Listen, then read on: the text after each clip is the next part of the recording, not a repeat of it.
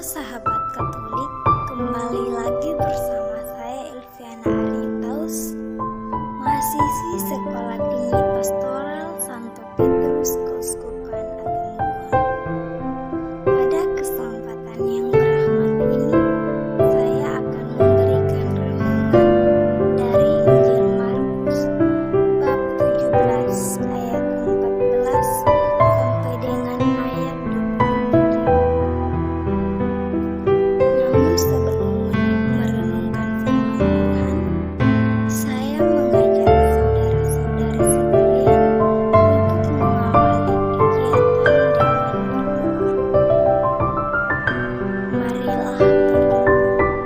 Dalam nama Bapa dan Putra dan Roh Kudus. Amin. Bapa yang Maha Baik, puji dan syukur kami panjatkan kehadirat-Mu atas berkat dan rahmat-Mu, sehingga Engkau perkenankan kami untuk melaksanakan tugas dan karya kami sebagai ciptaan-Mu. Kami mohon padamu ya Bapa, sebentar lagi kami akan merenungkan firman-Mu. Semoga dampingi dan bimbinglah kami, curahkanlah Roh Kudus-Mu ke dalam hati kami, sehingga kami dapat merenungkan firman-Mu dengan baik. Semuanya ini kami sampaikan kepadamu lewat perantaraan Kristus Tuhan kami. Amin.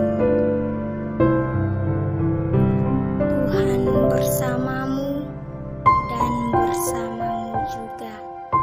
Inilah Injil Yesus Kristus menurut Markus. Dimuliakan Tuhan. Lalu Yesus memanggil lagi orang banyak dan berkata kepada mereka, "Kamu semua dengarkanlah padaku dan camkanlah. Apapun dari luar yang masuk ke dalam seseorang tidak dapat menajiskannya, tetapi apa yang keluar dari seseorang, itulah yang menajiskannya. Barang siapa bertelinga untuk mendengar, hendaklah ia mendengar." Sesudah ia masuk ke sebuah rumah untuk menyingkir dari orang banyak, murid-muridnya bertanya kepadanya tentang arti perumpamaan itu. Maka jawabnya, "Apakah kamu juga tidak dapat memahaminya? Tidak tahukah kamu bahwa segala sesuatu dari luar yang masuk ke dalam seseorang tidak dapat menajiskannya, karena bukan masuk ke dalam hati tetapi ke dalam perutnya, lalu dibuang di jamban. Dengan demikian ia menyatakan semua makanan halal." Katanya lagi, "Apa yang keluar dari seseorang, itulah yang menajiskannya. Sebab dari dalam, dari hati orang, timbul segala pikiran jahat, percabulan, pencurian, pembunuhan, persinahan, keserakahan, kejahatan, kelicikan, hawa nafsu, iri hati, hujat, kesombongan, kebebalan. Semua hal-hal jahat ini timbul dari dalam diri dan menajiskan orang. Demikian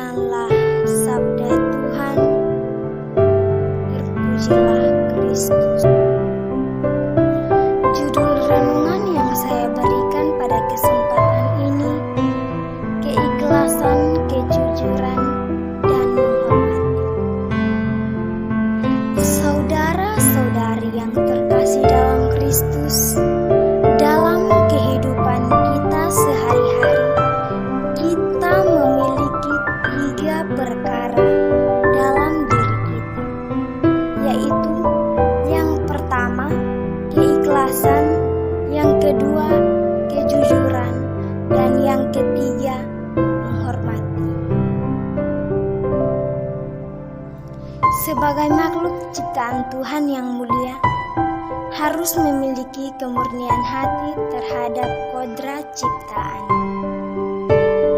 Semuanya bukan karena kodrat ciptaan yang menjadi baik atau jahat atau haram, melainkan karena sikap hati.